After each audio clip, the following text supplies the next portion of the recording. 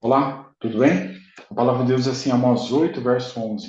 Eis que vem dias, diz o Senhor Deus, em que enviarei fome sobre a terra, não de pão, nem sede de água, mas de ouvir as palavras do Senhor. Como esse dia ainda não chegou, vamos continuar ouvindo as palavras do Senhor. Vamos orar? Grande Deus, nos abençoe pela tua palavra, nos dê sabedoria, livra-nos do mal, em nome de Jesus. Amém. O título do nosso estudo de hoje é Aliança no Sinai. A palavra de Deus diz assim: Este mês será o primeiro mês do ano.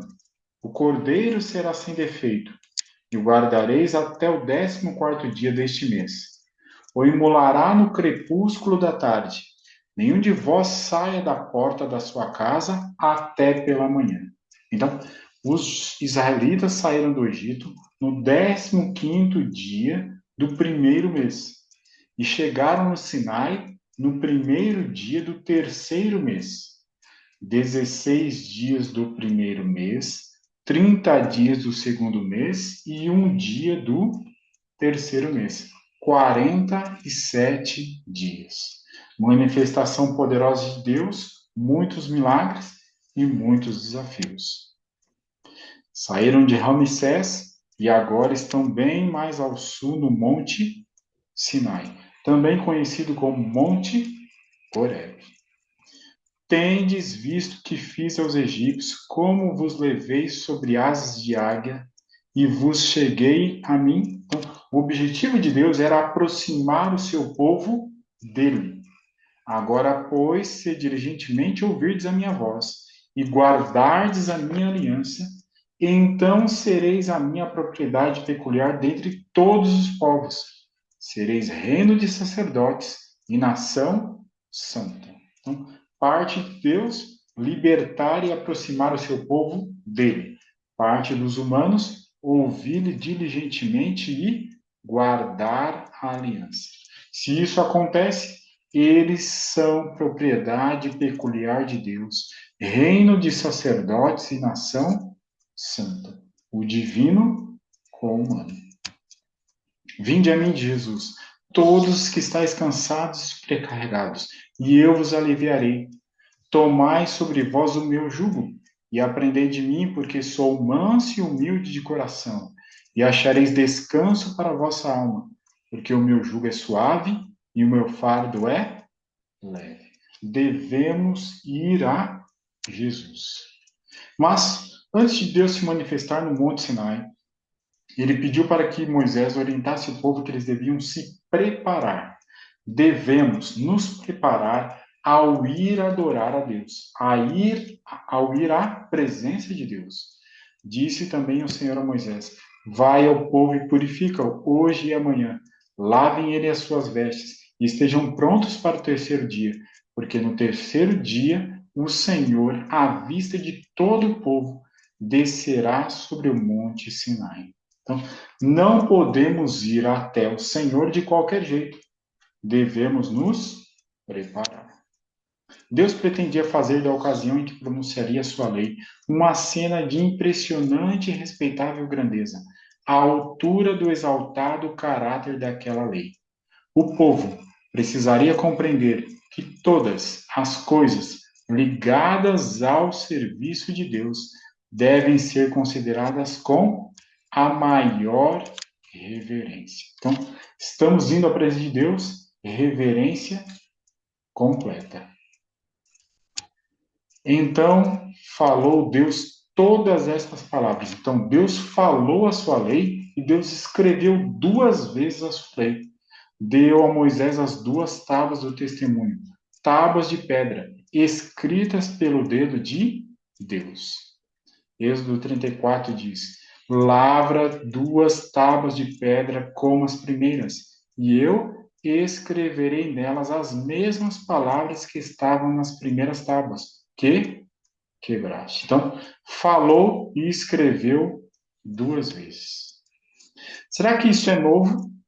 O que é novo no Sinai? A forma que a lei é apresentada, na pedra.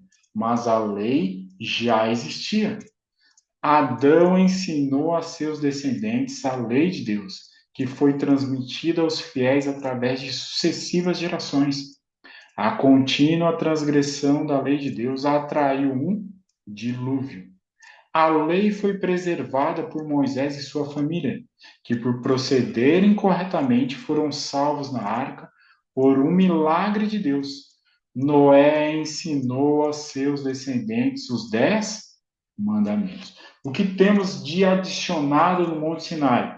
A lei na pedra. Isso não existia antes, mas a lei já existia? Sim. Adão a ensinou, Noé a ensinou.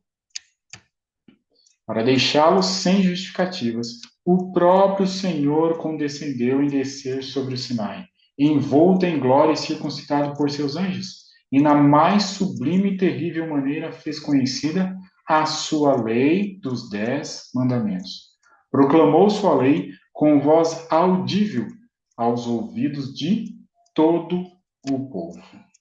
Então falou Deus todas essas palavras: Eu sou o Senhor teu Deus, que te tirei da terra do Egito, da casa da servidão. Antes de pronunciar os mandamentos, Deus lembra que ele salvou. Depois de lembrar que ele salvou, ele agora irá dar instrução. Não terás outros deuses diante de mim. Não farás para ti imagem de escultura. Não as adorarás. Não tomarás o nome do Senhor teu Deus em vão. Lembra-te do dia de sábado para o santificar. Esses 4 primeiros mandamentos estão relacionados com o nosso amor ao Senhor, amor a Deus. Amarás, pois, o Senhor teu Deus de todo o teu coração, de toda a tua alma e de toda a tua força. 5º mandamento: honra teu pai e a tua mãe para que se prolongue os teus dias na terra. Não matarás, não adulterarás, não furtarás, não dirás falso testemunho contra o teu próximo. Não mentir, sempre a verdade. E o 10º mandamento: não cobiçarás a casa do teu próximo, não cobiçarás a mulher do teu próximo. Esses 6 últimos mandamentos estão relacionados ao nosso amor ao próximo. Amarás o teu próximo como a ti mesmo. O não de Deus é um sim para a vida. Cada um dos mandamentos tem um princípio envolvido: a lealdade, o culto só a Deus, não à imagem, a reverência ao nome de Deus, a obediência à santidade do sábado, o respeito aos pais, o respeito à vida, a pureza, a honestidade, a veracidade e o contentamento. Todos podem compreender. Não existe mistério na lei de Deus. Todos podem compreender as grandes verdades que ela encerra. O intelecto mais débil pode aprender essas regras. A lei de Deus é simples e fácil de se compreender. A lei do Senhor é o quê? Perfeita. E ela faz o quê? Restaura a alma. O testemunho do Senhor é fiel e dá o quê? Sabedoria aos simples. Os preceitos de Deus são o quê? Retos e alegram o coração.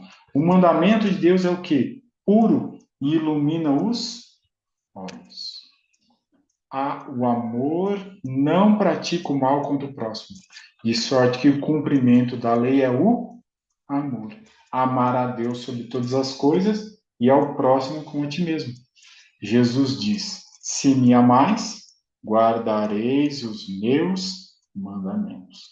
Os textos são tão claros, né? São tão claros.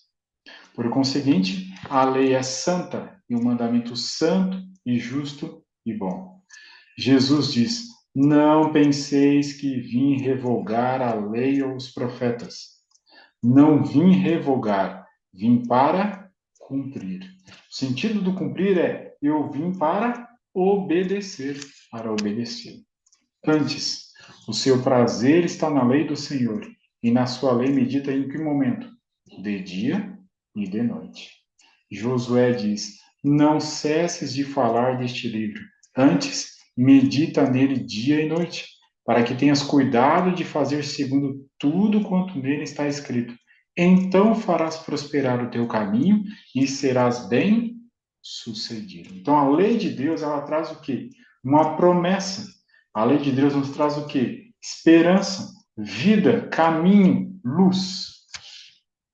Ela conduz a Cristo, porque o fim da lei é Cristo, para a justiça de todo aquele que crê.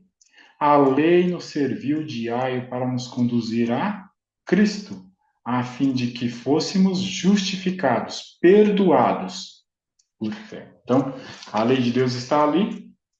Vai resolver alguma coisa ali eu tentar me limpar na lei? Não. Mas a lei me mostra que eu estou em pecado. E agora, para resolver o pecado, a lei vai dizer: vá até Cristo. A lei, ela nos conduz a Cristo. Bem-aventurado, mas aquele que considera atentamente na lei perfeita, lei da liberdade, e nela persevera, não sendo ouvinte negligente, mas operoso praticante, esse será bem-aventurado no que realizado. Então, a lei de Deus, de acordo com o Novo Testamento, é perfeita, é a lei da liberdade e nos torna feliz, bem-aventurado. Visto que ninguém será justificado diante dela por obras da lei, em razão de que pela lei vem o quê? O pleno conhecimento do pecado. Então, vai resolver a minha vida eu ir lá e obedecer à lei? Sim, vai ser bênção. Mas para resolver a maldição da lei, que é a morte, eu preciso ir até Cristo. Mas eu não teria conhecido o pecado, senão por intermédio da lei, pois não teria eu conhecido a cobiça, se a lei não dissera, não cobiçarás. Mas a palavra de Deus, a revelação do Espírito Santo diz que, infelizmente, alguém iria mudar a lei de Deus. Lá diz: proferirá palavras contra o Altíssimo, magoará os santos do Altíssimo e cuidará em mudar os tempos e a lei. Daniel 8 diz: e deitou por terra a verdade, e o que fez, prosperou. Quem fez isso para com a lei de Deus? A igreja cristã, infelizmente. Então, Jesus diz: menos lei, menos amor. Aonde ele diz isso? Mateus 24, 12. E por se multiplicar a iniquidade, o amor se esfriará de quase todos. Então, o texto que está embaixo está em grego. Foi o que Mateus escreveu. A palavra anomia significa sem lei. Então, por se multiplicar as pessoas, anomia, sem lei, o que acontece com o amor? Agape. O agape, ele vai esfriar. Então, menos lei, mais pessoas sem lei, em iniquidade, o que acontece com o amor? Ele esfria. Não há como separar a lei de Deus, a instrução de Deus, do amor. Se você retira a lei de Deus, o amor, ele esfria. Apacentava Moisés o rebanho de Jetro. Levando o rebanho para o lado ocidental do deserto, chegou ao monte de Deus, a Horebe. Deus lhe respondeu: eu serei contigo, e este será o sinal de que te enviei. Depois de haveres tirado o povo do Egito, servireis a Deus neste monte. Para Moisés, aquele momento foi extremamente significativo. A promessa de Deus estava se cumprindo. Por quê? Deus cumpre suas promessas. Ele prometeu, muito em breve, há de se manifestar nas nuvens. E quanto esse dia não chega, eu e você devemos nos preparar para encontrá-lo. E qual é o caminho? A lei de Deus, a lei perfeita, a lei da liberdade. E quem resolve o nosso problema que a lei aponta? Ela nos conduz a Cristo, o único, justo e intercessor por nós. Vamos orar? Grande Deus, que a nossa vontade, as nossas ações correspondam à sua lei perfeita, à sua lei da liberdade. Que entendamos que é o único caminho que nos conduz ao Senhor. E em Jesus temos a certeza do perdão e a remissão dos nossos pecados. Nós oramos em nome de Jesus. Amém.